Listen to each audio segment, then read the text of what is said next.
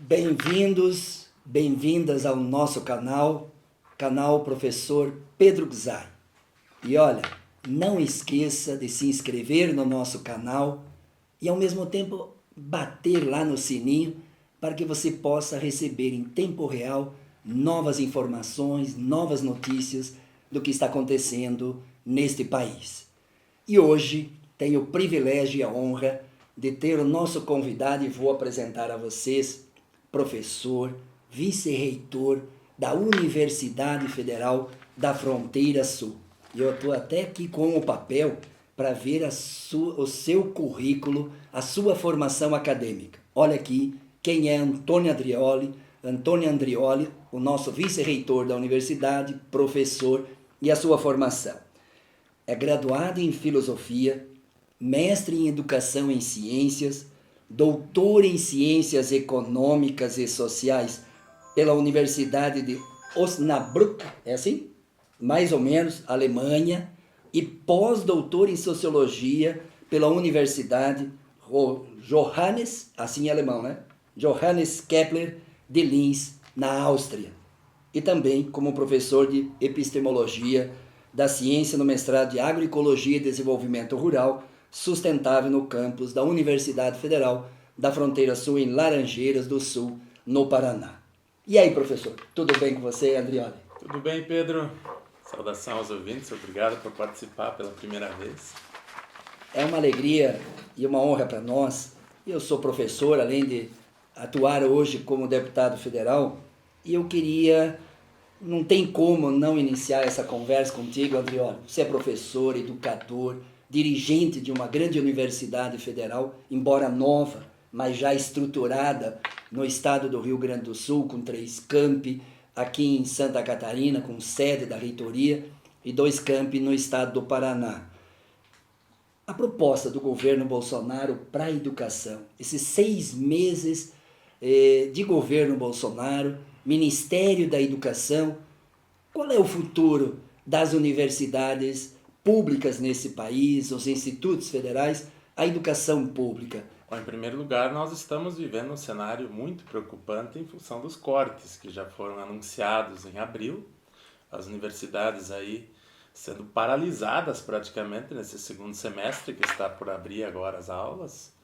Principalmente recursos em capital, a Universidade Federal Fronteira Sul foi atingida em 59% de recurso em capital.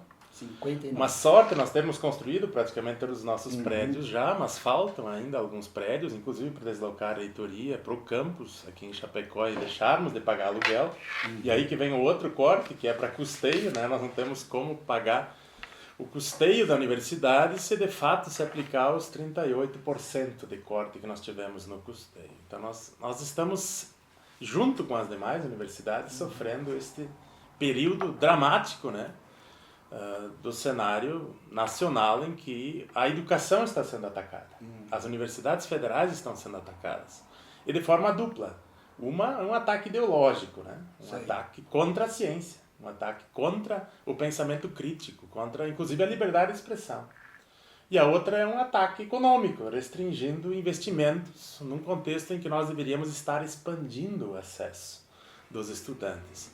E, para completar, nós temos o anúncio aí, recente, né, de um novo programa, que nada mais é do que uma privatização das universidades federais, porque está sendo previsto, e isso é inconstitucional, inclusive, né, que o Estado se retire da sua obrigação, que o artigo 55 da LDB prevê que o Estado tenha que manter o ensino superior. E mais grave que isso, né, está atingindo também a autonomia das universidades. Sim. Porque se propõe que a gestão das universidades possa ser vinculada a organizações sociais, que não deixaram bem claro o que seria. Então, a autonomia universitária também é outra conquista, né, do Brasil na sua história. Né? Artigo 207 da Constituição Federal. Então, já daria para dizer que esse programa que está sendo anunciado como Futurice, né, ele está... Qual é o futuro desse futuro? Está prevendo a privatização, está prevendo o fim da autonomia universitária e é inconstitucional, né? Eu já citei 2 artigos aqui, né, que estão em confronto e não traz nada de novidade, na verdade, né? Traz o que já está sendo feito e, por outro lado, anuncia medidas que, para serem feitas, me parece que teria que mudar umas 16 leis no Brasil. Né? Quer dizer, para poder facilitar o investimento privado nas universidades, da forma como está sendo previsto aí, ou sendo anunciado para criar um fundo imobiliário, para não ter mais licitações, não ter tomada de preços, enfim, teria que mudar toda uma legislação. Então é muito difícil imaginar como é que se daria isso. Hoje é a insegurança dos reitores, até porque eles não foram nem consultados, né? Isso é outra coisa impressionante. Nós vivíamos um contexto em que os reitores, através da ANDIFES, da Associação Nacional dos Dirigentes de Instituições de Ensino Superior do país, participavam na construção das políticas. Agora foram simplesmente chamados para ouvir uma proposta que é inviável, inconstitucional e afeta a autonomia das universidades. Duas perguntas, Andrioli. Se é uma proposta autoritária e que vai desmontando o conceito e a concepção de universidade pública e de universalizar o direito dos jovens a acessar a uma universidade pública, que são as melhores do país, são as que mais produzem ciência e tecnologia, 95% da ciência e tecnologia produzida no Brasil vem das universidades públicas. E agora, com essa proposta, é a perspectiva de privatização, de meritocracia do professor fazer relação com o setor privado, com toda essa relação. Então, se é a privatização, se é a mercantilização das nossas universidades públicas, isso não é bom para o Brasil? Essa é a primeira pergunta. Qual é o futuro do Brasil tendo o desmonte das universidades públicas? E a segunda pergunta, vai ter resistência dos estudantes, dos professores, dos dirigentes das universidades e da sociedade brasileira contra essa proposta do governo Bolsonaro?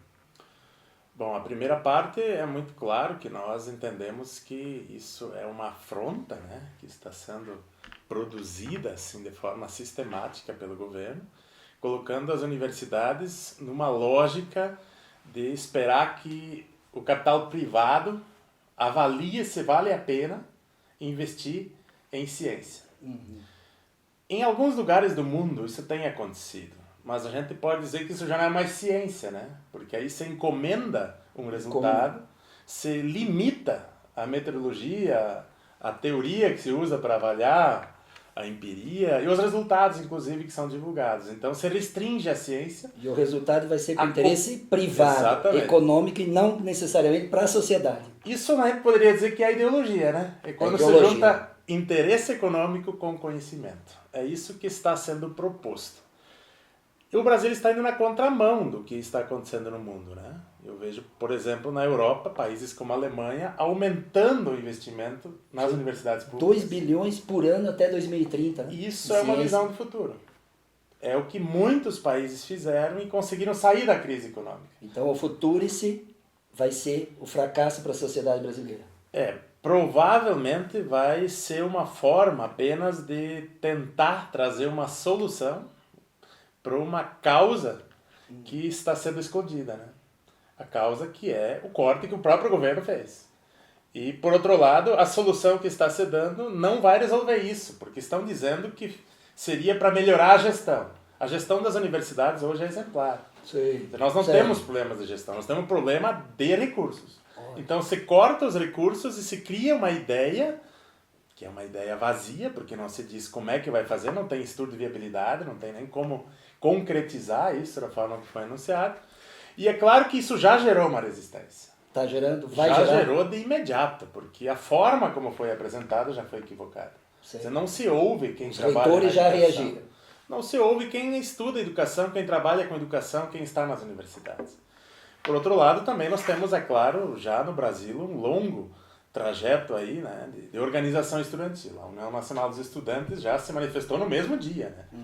O presidente da UNE, fico feliz que os estudantes tenham essa motivação, né, nesse momento, porque de fato são eles os maiores beneficiados pela expansão que teve no Brasil, porque nós mudamos o perfil. Sim. Não são mais os filhos dos ricos, né, que estudam nas universidades federais. Então hoje é uma questão básica que os próprios estudantes assumem essa luta, porque é a geração futura que está em jogo. E os seus pais também, né, claro, que antes precisavam deslocar recursos para outras regiões. Seria uma luta também dos municípios, né, dos estados, que a gente vê que a universidade ela traz recursos, ela pode multiplicar esse recurso com pesquisa, agregando renda na região. Então, é de fato algo que deveria mobilizar toda a sociedade, porque investimento em educação é uma questão de soberania nacional. Então nós deveríamos colocar isso como uma das principais lutas que nós temos pela frente. Eu não sei como mobilizar, mas nós estamos tentando ver as melhores formas de fazer também com que os próprios dirigentes possam assumir isso como bandeira. A Andifes tem assumido, mas por outro lado também nós sabemos que nós temos uma representação política.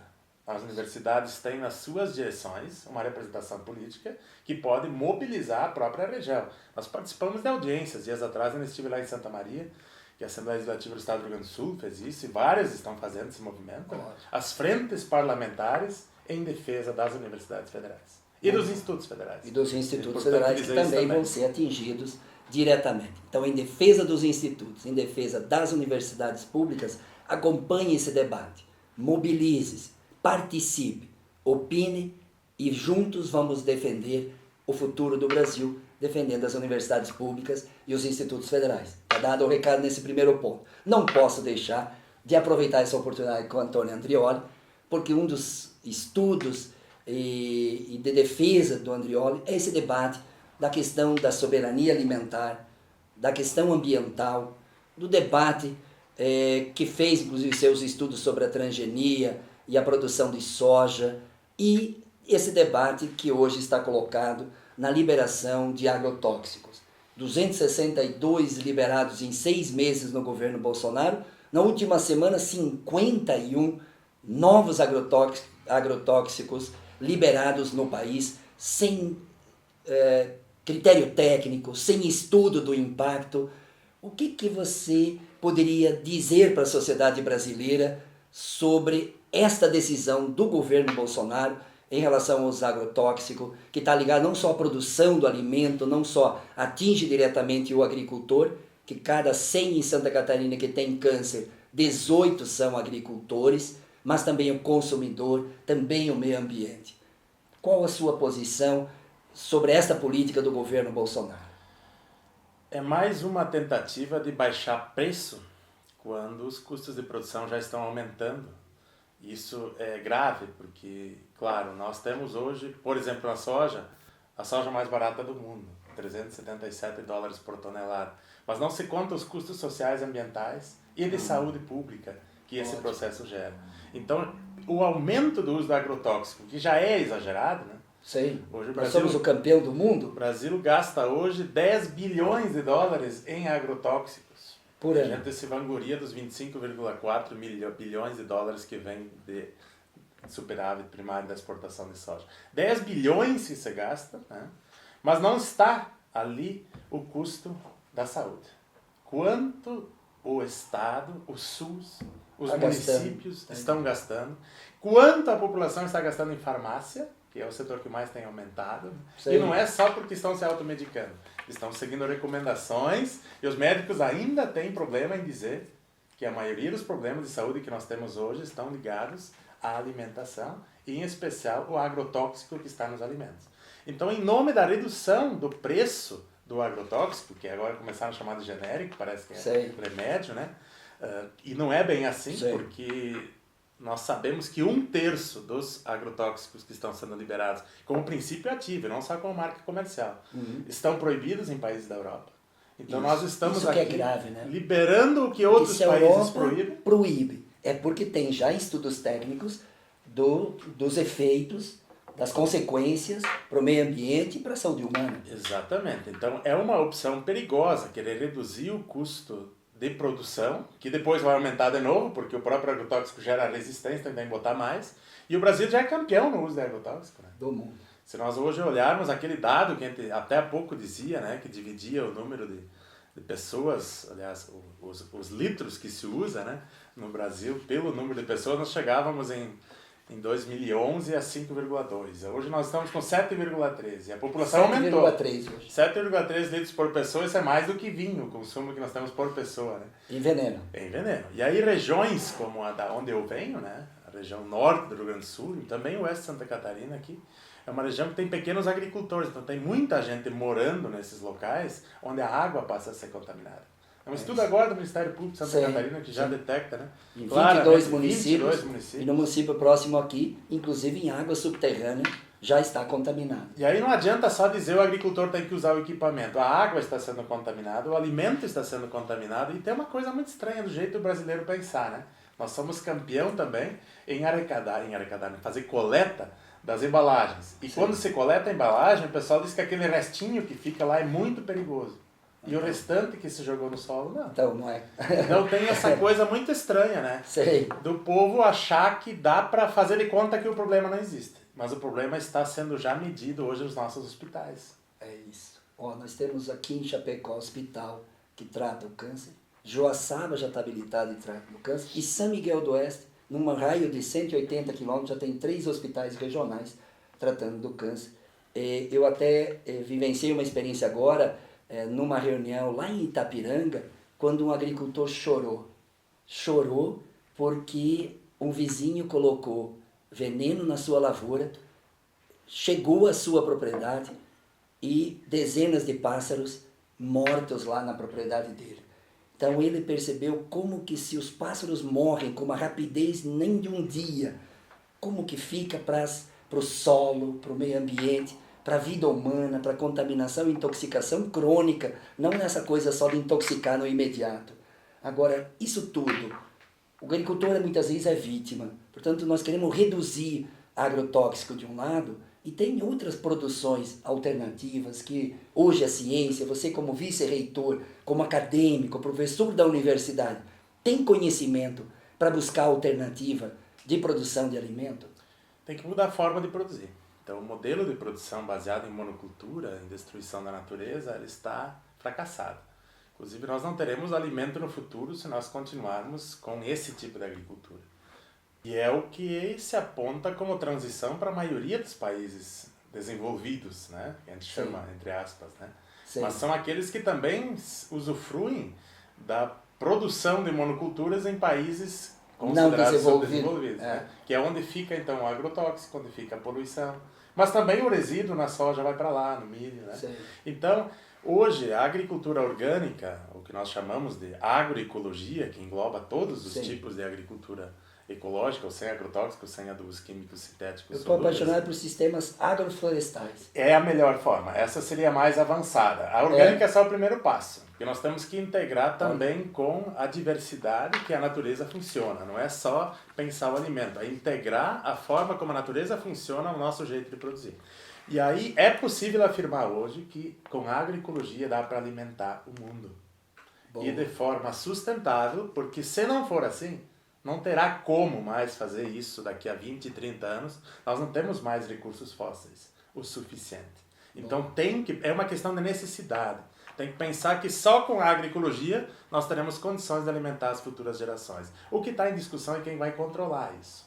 Os governos, as empresas ou os próprios agricultores. Eu defendo que devam ser os agricultores. Então nós temos que organizar os agricultores junto com os consumidores, porque os consumidores também querem isso.